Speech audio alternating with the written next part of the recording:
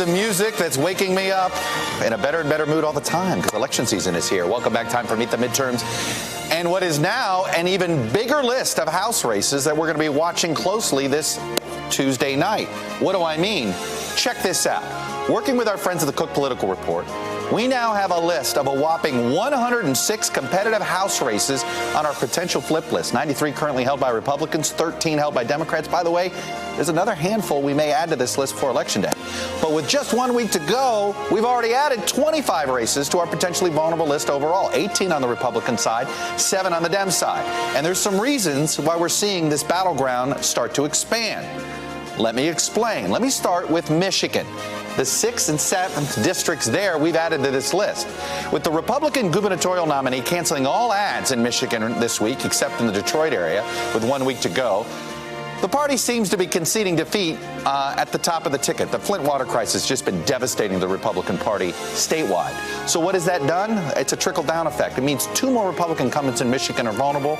We already had 3 Republican-held Michigan races on the list.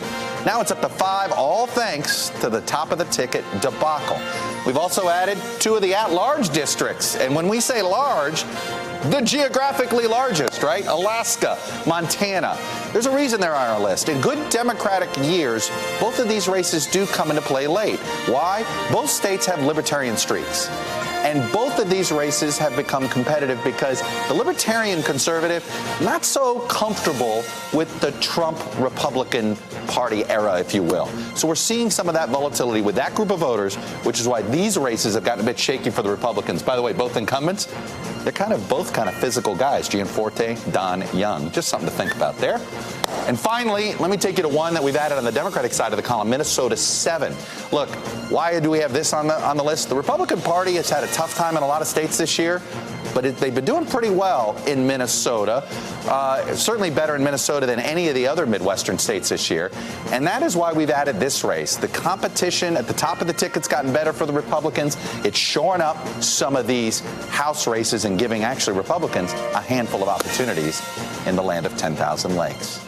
It's a big list. You can see the rest of it at First Read. Go find it at NBCNews.com. Hello, YouTubers. If you're watching this, it means you've checked out our channel, so thank you. Now do me a favor. Subscribe by clicking on that button down there.